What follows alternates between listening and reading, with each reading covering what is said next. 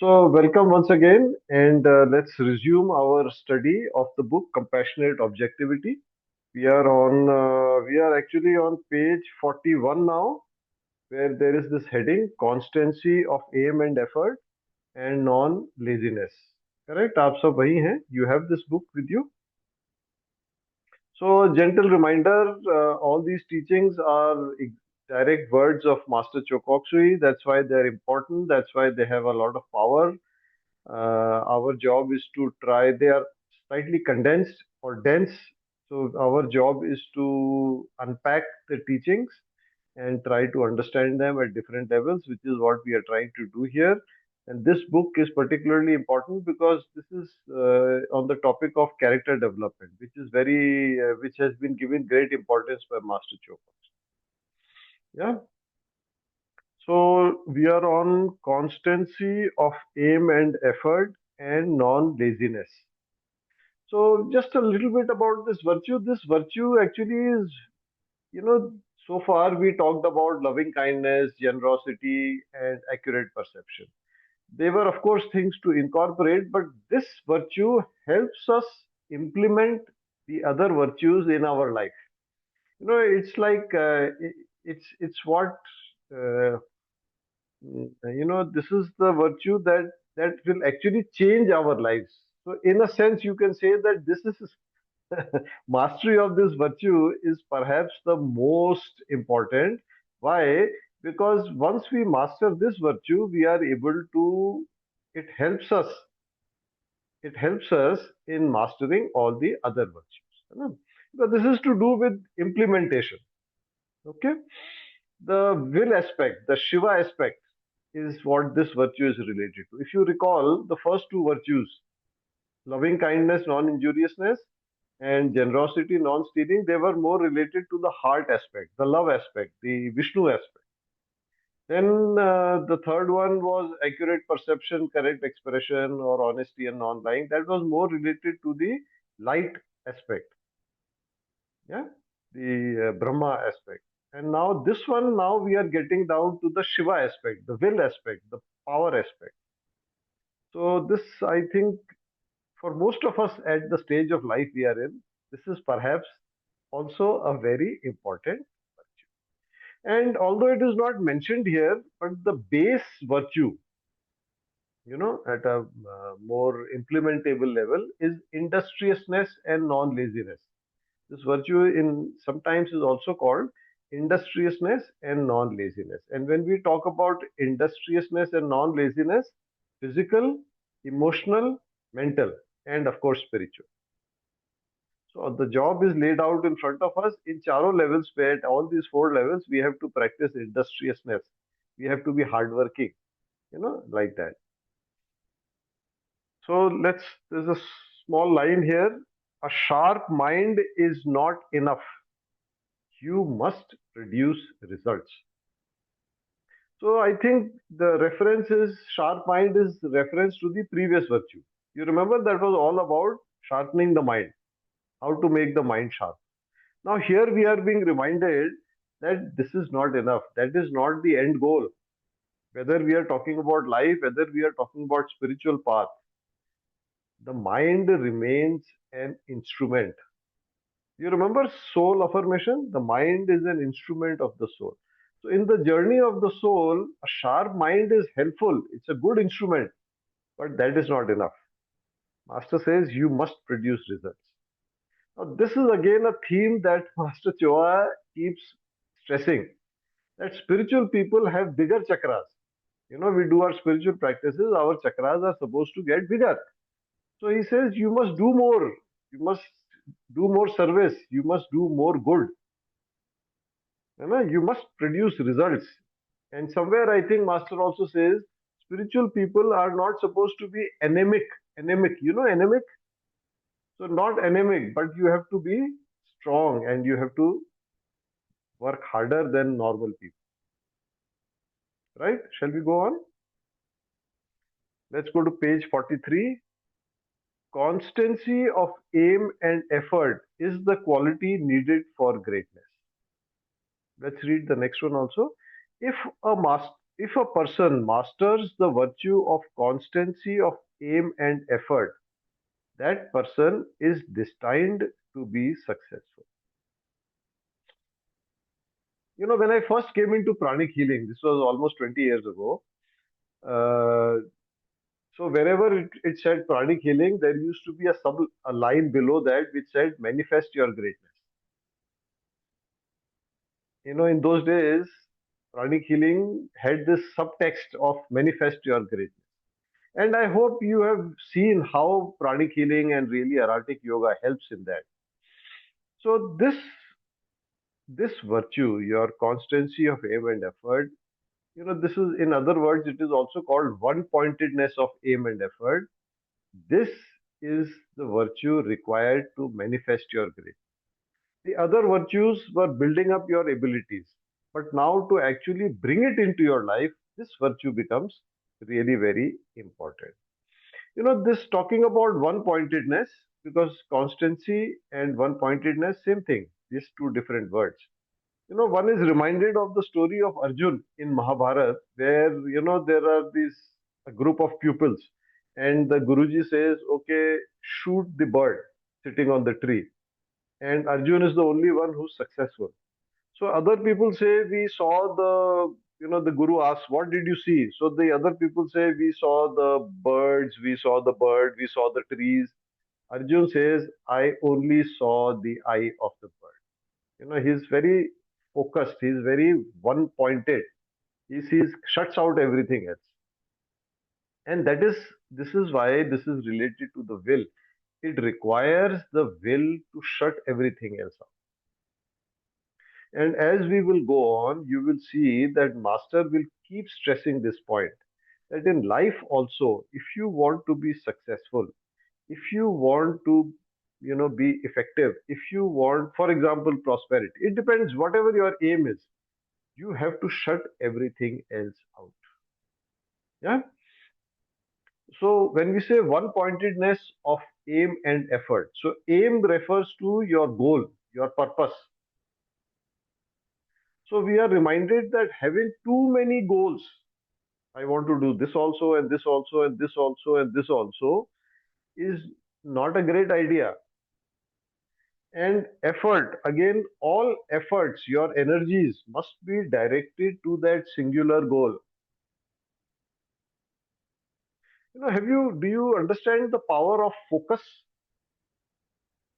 So, for example, Pallavi is wearing these glasses.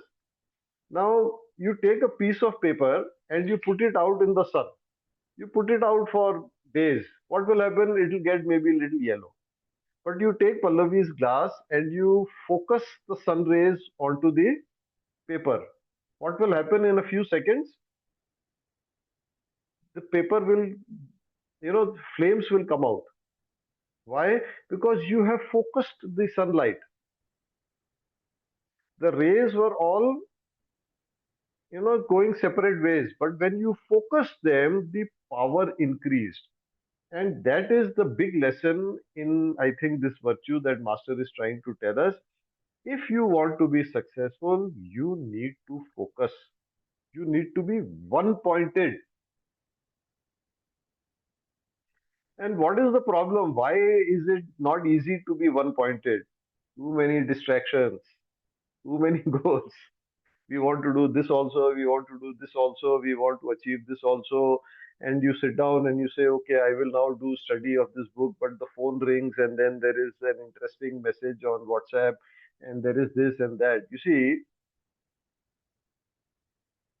one, if we'll talk about the chakras, one thing that I think that is necessary for the implementation of this virtue is your solar plexus must be clean and strong. You have to look at, in the psychotherapy class, we are explained the functions of the chakras, the psychological functions of the chakras. If you, I hope you have done the psychotherapy class. If you haven't, just find out what are the psychological functions of the solar plexus chakra. And you will understand why I am saying you need a clean and strong solar plexus, so that you stay on one goal and you do not let.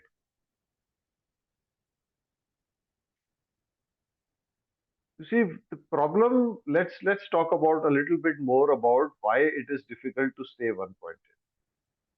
So this is where I am and this is where I want to reach. This is my goal. This is where I am right now. What is the one pointedness says just go directly and meet your target. Correct? Maybe there is an obstacle, go around it, meet the target. Correct? What happens to us? We start getting tired. We start getting bored. We start getting distracted. So we go all around. And somewhere, because we are this goal is still in front of us, we give up. It's too much. It's too difficult. I can't do it. I'm not interested. Doesn't seem so interesting anymore. What is required now? This is where will steps in. Your inner power steps in, which says no distractions. No, no, no, no. These distractions are. You see, our bodies are getting in the way. The soul says, "I want to hit here." But the physical body, it gets tired. The emotional body, it wants kill, it wants play, it wants entertainment, it wants distractions.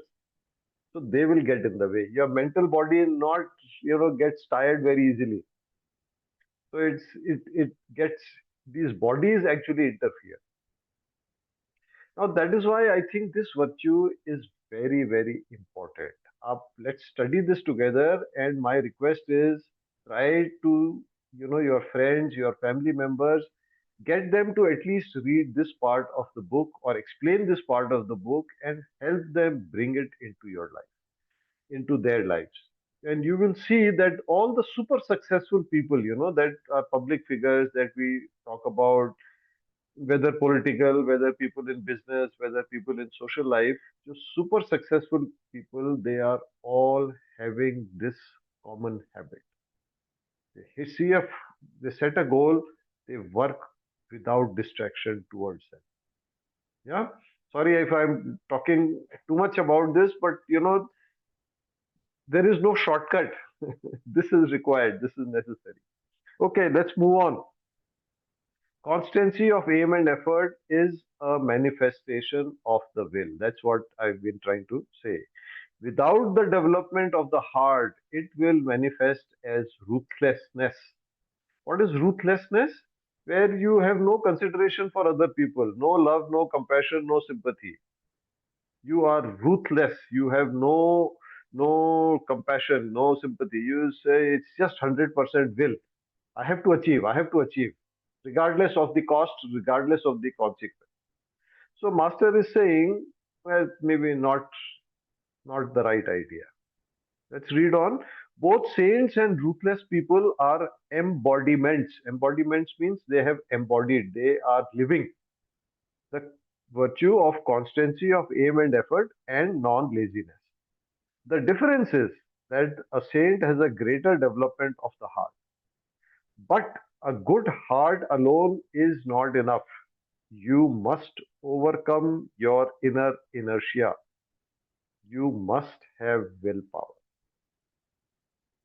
So again, as a reminder, we are beings, we have the three aspects within us, the three divine aspects within us, the light, love, and power, right?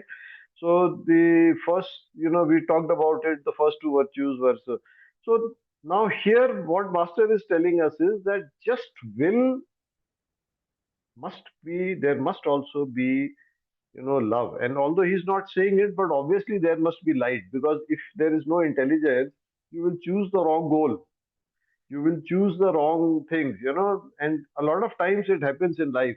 We say, okay, if I achieve this, so and so, my life will become so much better. And then we work hard towards it, we spend years, and then we achieve it, and then we realize, well, it wasn't so great.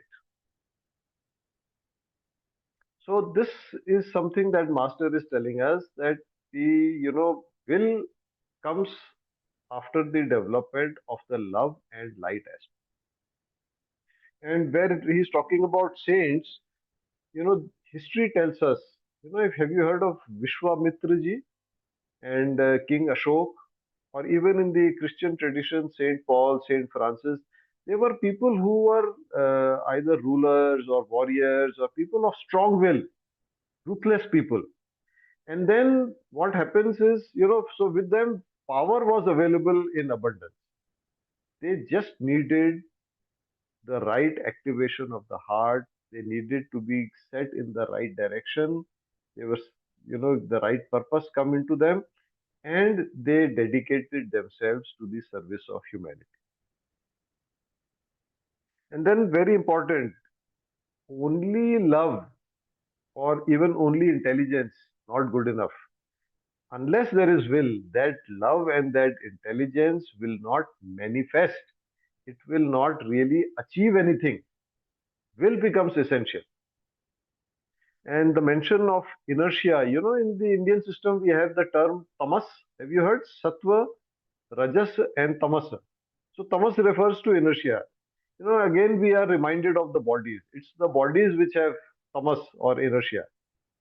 They seek comfort zones. All the bodies, they seek comfort zones. You realize, okay, in the morning, I should go for a 4 kilometer walk, or, I should go to the gym. But the physical body says, abhi to rest karna hai. Or, you decide, I must study this, or I must, life has a problem, I must solve it. Mind gets lazy. No, we will do it tomorrow. Let's do it tomorrow.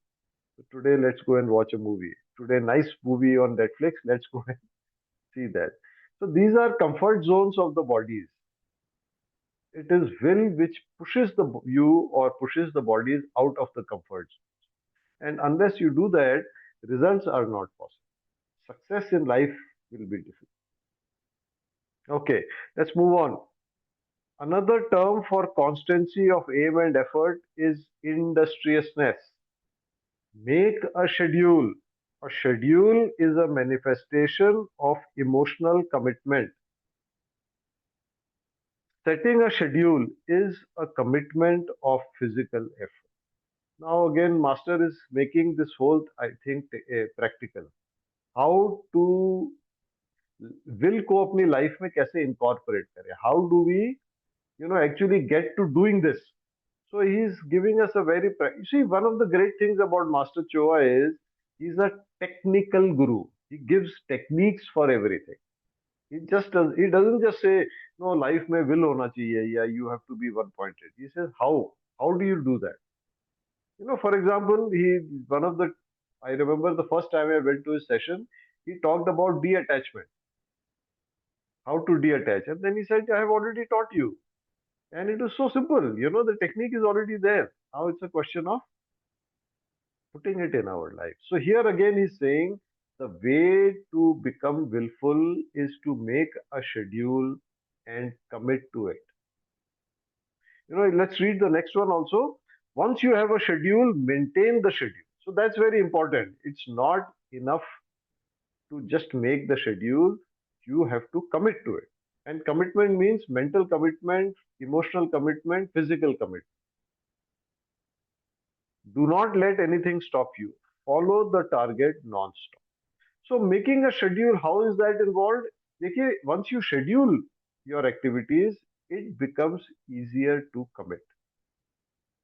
So sometimes it is said a goal is just a dream unless time, effort is committed to it. Think about it. You set up a goal. Okay, I want to be Arhatic Yoga level 3 by year so and so. Very good. Have you committed the time? Have you committed the energy, the effort that is required for it? Because only then it becomes something that is likely to happen. Otherwise, it is just a dream. And dreams are many. To have a dream, all you need to do is sleep. So for example, two friends meet and they said, "Oh, we are meeting after such a long time. Where have you been? Okay? Shall we let's get together sometime?" Now at that level, it is just a dream. If you now say, "Okay, when, where, let's meet when, कब मिलेंगे?"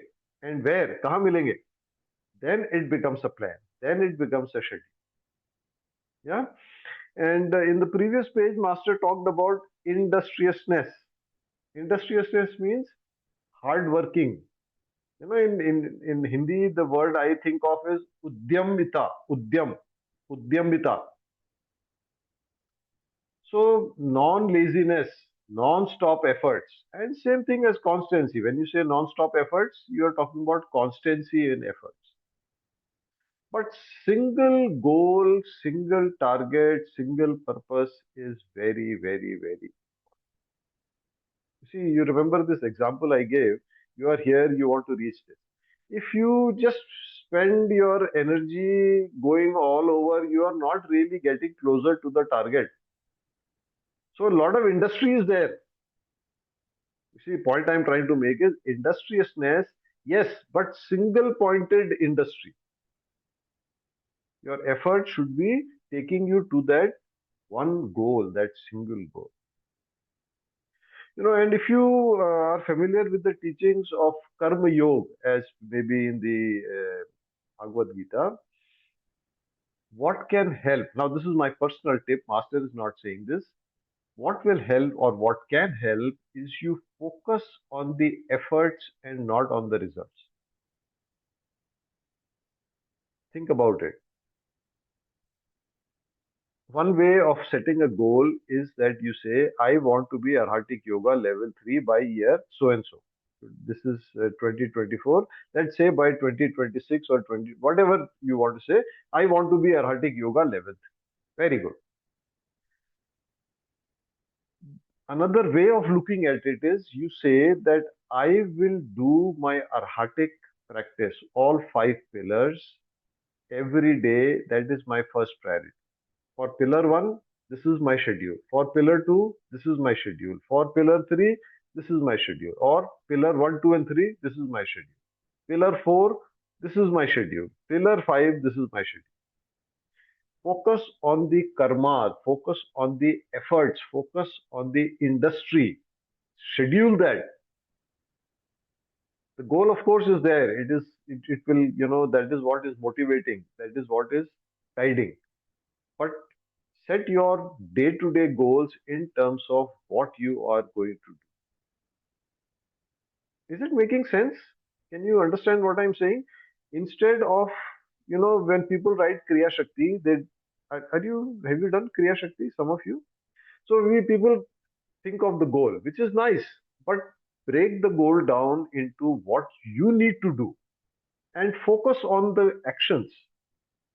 Yeah. And one small thing here, there is a fallacy of multitasking. Multitasking is very attractive. Personally, I can say I used to really get attracted to the opportunities to multitask. But that's okay only for small, superficial, unimportant things. Important things, better not to multitask. Shall we move on? Okay, I think time is up. So let's end our session here.